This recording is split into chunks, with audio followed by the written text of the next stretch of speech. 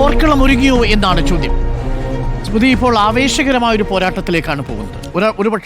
ഒരുപക്ഷെ നോക്കിയാൽ 2026 നിയമസഭാ തെരഞ്ഞെടുപ്പിന്റെ സെമി ഫൈനൽ ഇന്ന് തന്നെ വിശേഷിപ്പിക്കാം. അത് UDF കൊടുക്കുന്ന ആത്മവിശ്വാസം ചെറുതായിരിക്കില്ല, വിജയിച്ചാൽ LDF കൊടുക്കുന്ന ആത്മവിശ്വാസവും ചെറുതായിരിക്കില്ല. പോർക്കളം ഒരുങ്ങിയെന്ന് മാത്രമല്ല, ഏറ്റവും സുപ്രധാനമായ തെരഞ്ഞെടുപ്പാണ് പലരെ സംബന്ധിച്ചും. LDF സംബന്ധിച്ചതൊരു അഭിമാന പോരാട്ടമാണ്. UDF സംബന്ധിച്ച് നേരത്തെയുണ്ട് 30 വർഷത്തോളം ഭരിച്ചിരുന്ന മണ്ഡലമാണ്. അപ്പോൾ PV അൻവറാണ് അത് LDF നേടിക്കൊടുത്തത്. അപ്പോൾ PV അൻവറിനെ കൊണ്ട് നേടിയത് PV അൻവറിനാൽ നഷ്ടപ്പെടുമോ എന്നുള്ളതാണ് LDF സംബന്ധിച്ചുള്ള ഏറ്റവും പ്രധാനപ്പെട്ട വിഷയം. PV അൻവറിനും വളരെ പ്രധാനപ്പെട്ട തെരഞ്ഞെടുപ്പാണ്. അദ്ദേഹത്തിൻ്റെ രാഷ്ട്രീയ ഭാവി തന്നെ നിശ്ചയിക്കുന്ന തെരഞ്ഞെടുപ്പാണ്. ആ നിലയ്ക്ക് അദ്ദേഹം തന്നെ പറയുന്നത് LDFും UDFും തമ്മിലുള്ള മത്സരമല്ല, പിണറായിയും ജനങ്ങളും തമ്മിലുള്ള മത്സരം എന്നാണ് അദ്ദേഹം അതിനെ വിശേഷിപ്പിക്കുന്നത്. വേണമെങ്കിൽ അടുത്ത നിയമസഭാ തെരഞ്ഞെടുപ്പിലേക്കും UDF ഒരു മുദ്രാവാക്യമാകാവുന്ന ഒരു കാര്യമാണ് അദ്ദേഹം എടുത്തിട്ട് കൊടുത്തിരിക്കുന്നത്. അപ്പോൾ ആ നിലയ്ക്കൊരു ആത്മവിശ്വാസം PV അൻവർ അവിടെ കാണിക്കുന്നു. PV അൻവറിൻ്റെ തെരഞ്ഞെടുപ്പിലെ പ്രകടനങ്ങൾ നേരത്തെ നോക്കുകയാണെങ്കിൽ കഴിഞ്ഞ 30 വർഷമായി പറഞ്ഞതുപോലെ നിലമ്പൂർ UDF മണ്ഡലമായിരിക്കുമ്പോൾ PV അൻവർ എന്ന സ്വതന്ത്രനെ ഇറക്കിക്കൊണ്ടാണ് LDF പിടിച്ചെടുത്തത്. അങ്ങനെ പിടിച്ചെടുത്ത മണ്ഡലം ആദ്യം 11,000-ൽ പരം വോട്ടിൻ്റെ ഭൂരിപക്ഷം ഉണ്ടായിരുന്നെങ്കിലും 2021 ഭൂരിപക്ഷം എന്ന് പറഞ്ഞാൽ അത്ര വലിയ ഭൂരിപക്ഷമല്ല. പക്ഷേ PV അൻവർ ആ മണ്ഡലത്തിൽ വളരെ സജീവമായി നിൽക്കുന്ന ഒരു MLA ആയിരുന്നു. ആ MLA പറയുന്നു അദ്ദേഹം ആ രാജിവെച്ച ശേഷം ആ മണ്ഡലത്തിന് വേണ്ട കാര്യങ്ങൾ സർക്കാർ പൂർണ്ണമായും നിഷേധിക്കുകയാണ്. നാളെ വാർത്താ സമ്മേളനം നടത്തി അതൊക്കെ പറയുമെന്നാണ് അദ്ദേഹം പറയുന്നത്. നമ്മൾ ഒരു കാലത്ത് PV അൻവറിൻ്റെ വാർത്താ സമ്മേളനങ്ങളാൽ മുഖരിതമായിരുന്നല്ലോ കേരളം. അപ്പോൾ അദ്ദേഹം എന്തൊക്കെയാണ് വാർത്താ സമ്മേളനത്തിൽ പറഞ്ഞിരുന്നത് എന്നുള്ളത് നമ്മൾ കണ്ടതാണ്. അപ്പോൾ പിണറായി വിജയൻ്റെ ഓഫീസ്, പിണറായി വിജയൻ്റെ ആഭ്യന്തര വകുപ്പ്, പിണറായി വിജയന് BJPയുമായി RSSുമായുള്ള ബന്ധം തുടങ്ങിയ വിഷയങ്ങളാണ് അദ്ദേഹം ഉന്നയിച്ചിരുന്നത്. അങ്ങനെ ഉന്നയിച്ച വിഷയങ്ങളിൽ അദ്ദേഹത്തിൻ്റെ പ്രസംഗങ്ങൾ കേൾക്കാൻ വലിയ ജനക്കൂട്ടത്തെ നമ്മൾ കണ്ടിരുന്നു. അതിനുശേഷം അദ്ദേഹം പിന്നീട് വലിയ പിന്തുണയോടുകൂടി തന്നെ തെരഞ്ഞെടുപ്പിൽ, അതായത് ചേലക്കരയിൽ അദ്ദേഹം സ്ഥാനാർത്ഥി നിർത്തുന്നു. UDFുമായുള്ള ചർച്ചകളിൽ ഒരു ഘട്ടത്തിൽ അത് മുന്നോട്ട് പോകാതെ വന്നപ്പോൾ ഒരു സ്ഥാനാർത്ഥി നിർത്തുന്നു.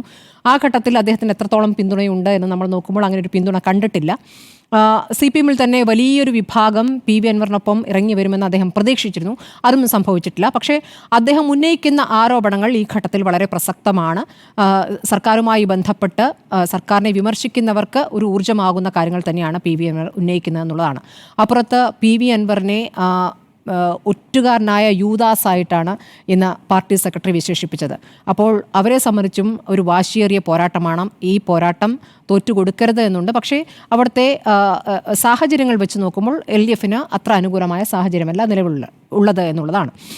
UDF സംബന്ധിച്ച് UDF കഴിഞ്ഞ മറ്റ് ഉപതെരഞ്ഞെടുപ്പുകളിൽ എന്ന പോലെ തന്നെ ഉള്ളൊരു തയ്യാറെടുപ്പുണ്ട്. പ്രധാനപ്പെട്ട നേതാക്കളെ, മുതിർന്ന നേതാക്കളെ തന്നെ പഞ്ചായത്ത് തിരിച്ച് ചുമതല ഏൽപ്പിച്ചുകൊണ്ടാണ് അവർ മുന്നേറുന്നത്. അവിടുത്തെ ബൂത്ത് കമ്മിറ്റിയും മണ്ഡലം കമ്മിറ്റിയും ഒക്കെ പുനഃസംഘടിപ്പിച്ചു കഴിഞ്ഞു. പ്രാഥമിക പ്രവർത്തനം നേരത്തെ തുടങ്ങി. വോട്ടർമാരെ ചേർക്കുന്ന നടപടികളിലേക്കൊക്കെ കടന്നിട്ടുണ്ട്. അപ്പോൾ അതിൽ ഒരു ചിട്ടയായ പ്രവർത്തനം അവിടെ നടക്കുന്നുണ്ട്. പക്ഷേ നമ്മൾ പാലക്കാട് ഉപതെരഞ്ഞെടുപ്പിൽ കണ്ടതുപോലെ അങ്ങ് മറ്റു തരത്തിലുള്ള പ്രതികരണങ്ങളൊക്കെ വരുമോ, K സുധാകരൻ വീണ്ടും വന്ന് എന്തെങ്കിലുമൊക്കെ പ്രതിരോധത്തിലാക്കുന്ന കാര്യങ്ങൾ ചെയ്യുമോ എന്നറിയില്ല. ഇതിനകം തന്നെ അങ്ങനത്തെയുള്ള ചില പ്രതികരണങ്ങൾ അദ്ദേഹം നടത്തിയിട്ടുണ്ട്. പക്ഷേ നിലമ്പൂർ എന്ന സ്ഥലത്തേക്ക് നോക്കുമ്പോൾ അവിടെ സർക്കാരുമായി ബന്ധപ്പെട്ട് ഒരുപാട് വിമർശനങ്ങൾ ഉയരുന്ന ഒരു സാഹചര്യം കൂടിയുണ്ട്. അവിടെ 70% കാടാണ് എന്നുള്ളതാണ്. അപ്പോൾ മലയോര മേഖലയിലെ കർഷകരെ സംബന്ധിച്ചും വന്യമൃഗശല്യങ്ങൾ എത്രത്തോളമുണ്ട്, ആ ശല്യവുമായി ബന്ധപ്പെട്ട സർക്കാർ എടുക്കുന്ന നിസ്സംഗത, അതിന് ഒരു മറുപടി അവിടുത്തെ ജനം നൽകും എന്നുള്ള ആത്മവിശ്വാസം കൂടി പ്രതിപക്ഷം പ്രകടിപ്പിക്കും. പുതിയ KPCC അധ്യക്ഷനാണ്. അദ്ദേഹത്തിൻ്റെ നേതൃത്വത്തിൽ നടക്കുന്ന തെരഞ്ഞെടുപ്പ് എന്നുള്ള ഒരു കാര്യം അദ്ദേഹത്തെ സംബന്ധിച്ചും വെല്ലുവിളിയാണ്. അടുത്ത നിയമസഭാ തെരഞ്ഞെടുപ്പുള്ള ഒരു സെമി ഫൈനലായിട്ടും അതിനെ കാണാം. ഇത് ഇതുവരെയുള്ള ഭരണത്തിൻ്റെ വിലയിരുത്തലാകുമോ എന്ന് ചോദിക്കുമ്പോൾ പാർട്ടി സെക്രട്ടറി പറയുന്നത് അങ്ങനെ വിലയിരുത്തലാകേണ്ടതില്ല, ഇനി വിലയിരുത്തലല്ല എന്ന് ഞങ്ങൾ പറഞ്ഞാലും അത് വിലയിരുത്തലാകുമല്ലോ എന്നാണ്. അദ്ദേഹത്തിൻ്റെ ഭാഷ അങ്ങനെയാണല്ലോ, വാചകങ്ങൾ മാറ്റി പറയുമ്പോൾ എങ്ങനെയായാലും അതൊരു വിലയിരുത്തലാകുമെന്നുള്ളൊരു തോന്നൽ ഉറപ്പായിട്ടും അങ്ങനെയാകും. അത് ഒരു സെമി ഫൈനലായിട്ട് തന്നെ കാണണം. ആ നിലയ്ക്ക് വളരെ പ്രധാനപ്പെട്ട ഒരു തെരഞ്ഞെടുപ്പ് തന്നെയാണ് എന്നുള്ളതാണ്. CPMനെ സംബന്ധിച്ചാലും M സ്വരാജ് അവിടെ ക്യാമ്പ് ചെയ്തിരിക്കുന്നു, 3 മാസത്തോളമായി ക്യാമ്പ് ചെയ്തിരിക്കുന്നു എന്ന് പറഞ്ഞു. അപ്പോൾ അവിടെ പ്രവർത്തനം ആ നിലയ്ക്ക് അവരും നടത്തുന്നുണ്ടാവും. അൻവർ ഇവിടെ നിന്നും ഇറങ്ങിപ്പോയതാണ്. അപ്പോൾ അൻവർ നിൽക്കുന്ന മുന്നണിയെ തോൽപ്പിക്കണം എന്നുള്ളൊരു വാശിയായി CPM കൊണ്ടുവരുന്നുണ്ട്. പക്ഷേ അവർ നിർത്തുന്ന സ്ഥാനാർത്ഥി ആരായിരിക്കാം? ഇനിയും ഒരു സ്വതന്ത്രനെ പരീക്ഷിക്കുമോ? ഇനി അപ്പുറത്തുനിന്നും ആരെങ്കിലും വന്നാൽ പാലക്കാട് കണ്ടതുപോലെ അങ്ങനെ എന്തെങ്കിലും ഒരു പരീക്ഷണത്തിന് ശ്രമിക്കുമോ എന്നൊക്കെയുള്ള ചോദ്യങ്ങളുണ്ട്. അപ്പോൾ അങ്ങനെ അവരെ നോക്കിക്കണ്ടിരുന്നത് ആര്യാട് ആര്യടൻ ഷൗക്കത്ത് സ്ഥാനാർത്ഥിത്വം കിട്ടില്ലെങ്കിൽ അദ്ദേഹത്തെ വലിക്കാമോ എന്നുള്ള ചർച്ചകളൊക്കെ ഒരു ഘട്ടത്തിൽ കേട്ടിരുന്നു, നമ്മൾ പുറത്തേക്ക് കേട്ടിരുന്നു. പക്ഷേ ആര്യടൻ ഷൗക്കത്ത് ഇന്ന് പറയുന്നു ഞാൻ ഉറച്ചു നിൽക്കും കോൺഗ്രസിനൊപ്പം എന്നുള്ളതാണ്.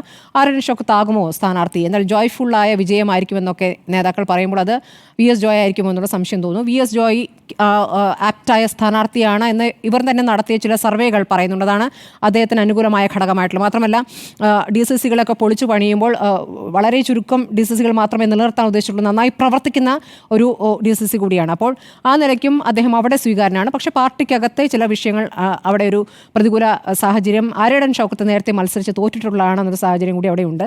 അപ്പോൾ ആര്യടൻ ഷൗക്കത്തിനെ ഒരു സമയത്ത് തോൽപ്പിച്ച PV അൻവർ ആര്യടൻ ഷൗക്കത്താണ് സ്ഥാനാർത്ഥിയെങ്കിൽ ആര്യടൻ ഷൗക്കത്തിന് വേണ്ടി പ്രചാരണത്തിന് ഇറങ്ങുമോ എന്നുള്ള രാഷ്ട്രീയ കൗതുകമുണ്ട്.